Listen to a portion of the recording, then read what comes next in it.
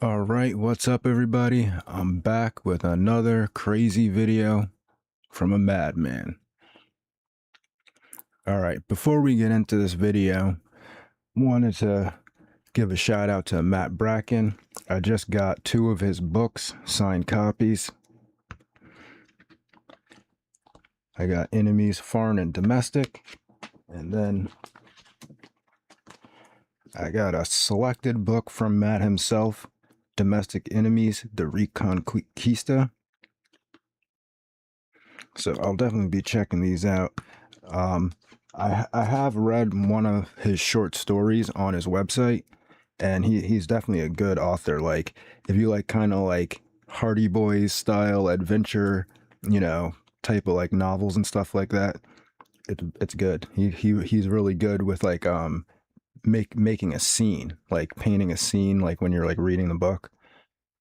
It's good writing style.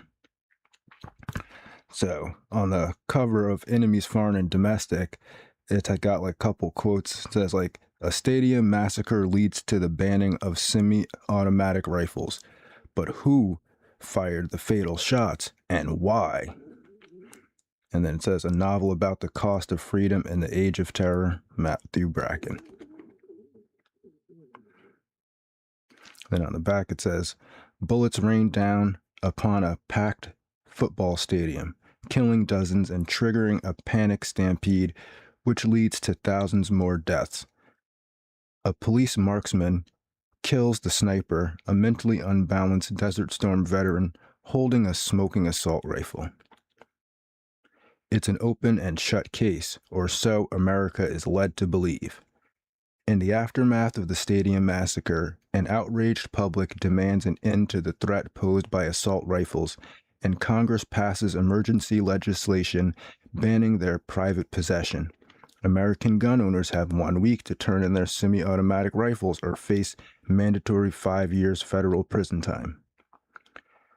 Jimmy Shiflett, the alleged stadium sniper, is linked to a shadowy gun club in southeastern Virginia, which the FBI believes is a cover for a secret right-wing militia terror group. Those who knew Shiflett the best don't believe he was a member of any militia or that he is guilty of the horrific mass murder. But if he didn't fire into the stadium, who did and why? A small band of Virginians thrown together by fate is forced to undertake a desperate odyssey through a minefield of government blackmail, official deception, and covert death squads to discover the truth behind the stadium massacre and save their own lives. So that's definitely gonna sounds pretty interesting. Okay, so let's get into this topic real quick, and then I'll show you a video of what Matt has to say. He's got a lot of interesting stuff to say, actually, on the topic of this and preparedness, getting your family and your home safe and prepared. So we're just gonna look at a couple things that he says after this, but I just wanted to get into the proof here, because I know a lot of people, they hear the word, fake flag or fake attack, whatever you want to call it these days, and they say, oh, well, but how are we going to prove it, and how do we know? You can't prove it, really. You can't. It's very difficult. I mean, if you understand how like espionage works, it's like almost impossible to like trace someone directly back to the government if they're operating some type of weird cell or something like that. I mean, how are you going to do it? Of course, they're going to deny that they're working for the government.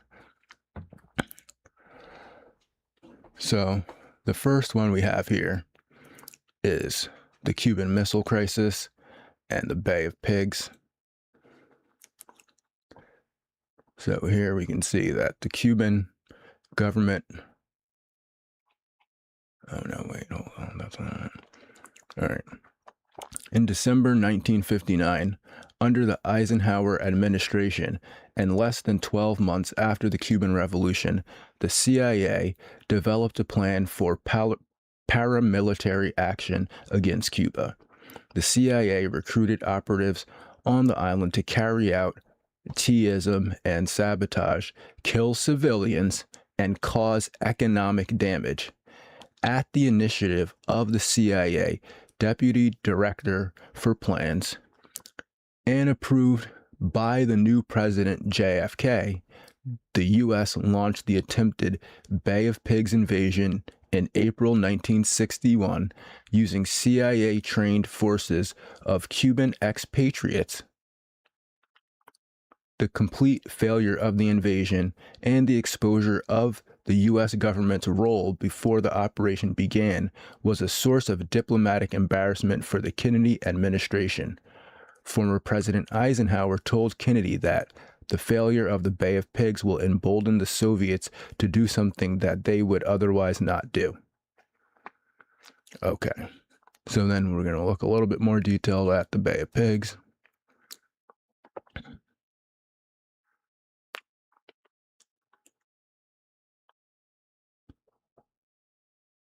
Okay.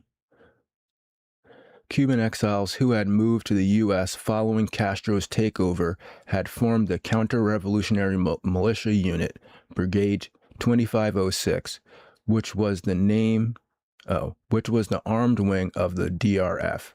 The CIA funded the brigade, which also included approximately 60 members of the Alabama Air National Guard, and trained the unit in Guatemala.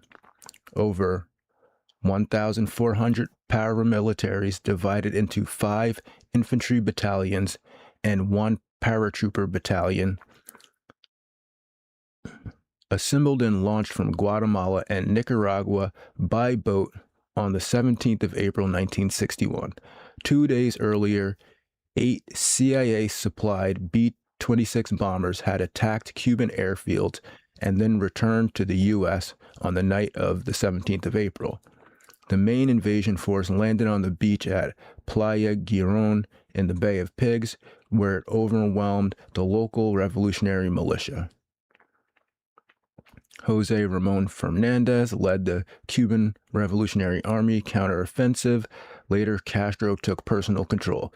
As the invasion forces lost the strategic initiative, the international community found out about the invasion, and U.S. President JFK decided to withhold further air support.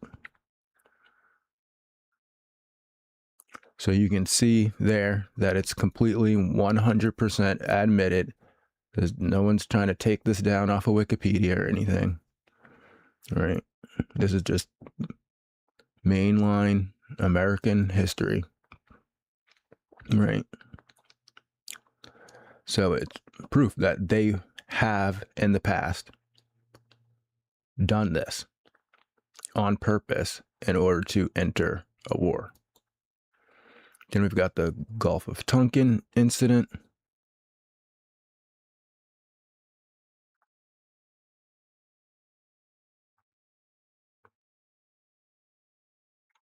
So here we go. On the night of the 4th of August, 1964, 2 U.S. destroyers reported they were attacked by North Vietnamese vessels and that they were returning fire. Later investigation revealed that the 4th of August attack did not happen. No North Vietnamese vessels had been present. Shortly after the events, the National Security Agency, an agency of the U.S. Defense Department, deliberately skewed intelligence to create the impression that an attack had been carried out. So you can look at that yourself. But this is all just mainstream American history. I mean, McNamara was even on like HBO admitting that it was fake. That it was all fake, see? Robert McNamara. I remember seeing that on HBO when he was like, yeah, the whole thing was kind of fake, man, and we just did it because we wanted to attack them. Right? So, Matt, he talks about this type of stuff a lot. This episode, he's talking about how to protect yourself from Antifa, right?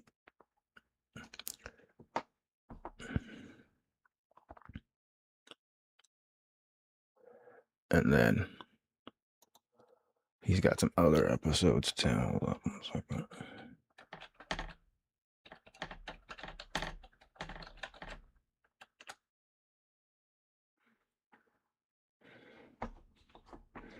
He's got an episode with Red Ice TV where he's talking about surviving, goals, multi-generational.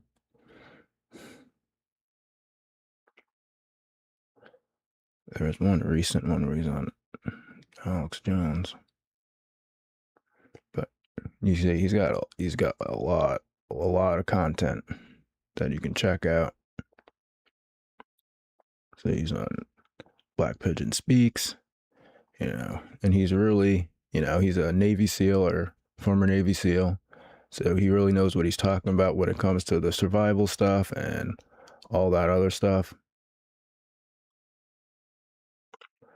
Let's see if we can find him on X.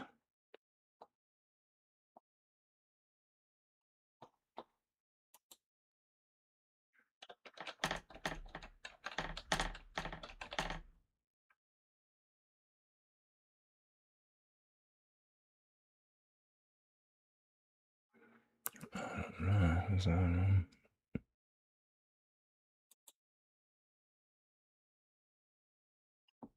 Oh, yeah. Here we go.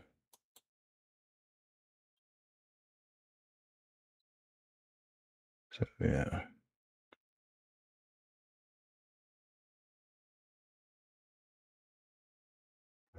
And like, I couldn't find the reason why I didn't pull up any specific episodes because I couldn't find the video because it was so long ago that it was when InfoWars was still on YouTube. He was already predicting basically that not that there's going to be some like massive, like full on like attack, but basically that, when we keep seeing these kind of random attacks or random booters or whatever, that he was predicting that far back that it was going to keep on increasing. Like first it'll be one every year, then it'll be one every 6 months, then it'll be one every 3 months, then it'll be one every couple of weeks, then it'll be one every couple of days. And it's like we really are getting to that point to where it's like they can't even report on all of them anymore. They pick the ones that are going to be like the most emotionally charged, either if it has like a racial element or like a gender element or some type of like crazy political element to it. They'll focus on those ones. But really, there's so many going on these days.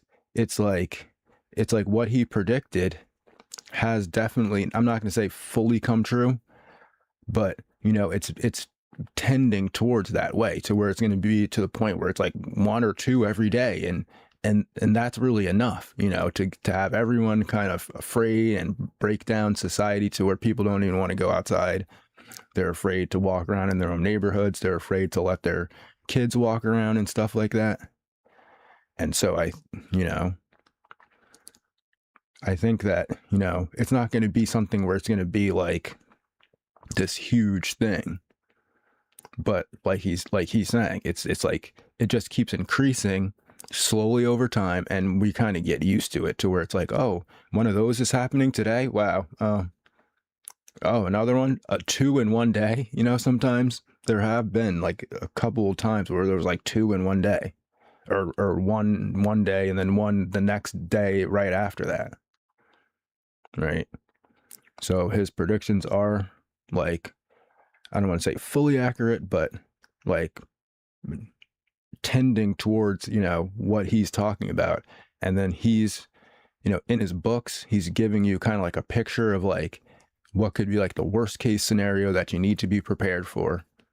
And then in his talks, he's giving, good factual information as to why you should be prepared and not just wait around and for something to happen or wait around for the government to help you.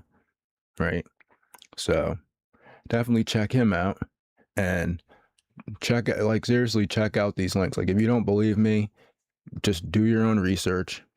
Check out the Cuban Missile Crisis, Bay of Pigs thing, and Gulf of Tonkin. See what McNamara said about it in his like later days. Right. Maybe you can find that HBO interview. I don't know. Some of the stuff's getting hard to find on the internet now. So check that out. Check out Matt. He's on a lot of different platforms, the best way would just be type in Matt Bracken right into your search, and you'll find plenty of information on him. All right, with that, I'm going to get out of here. Have a good day and peace.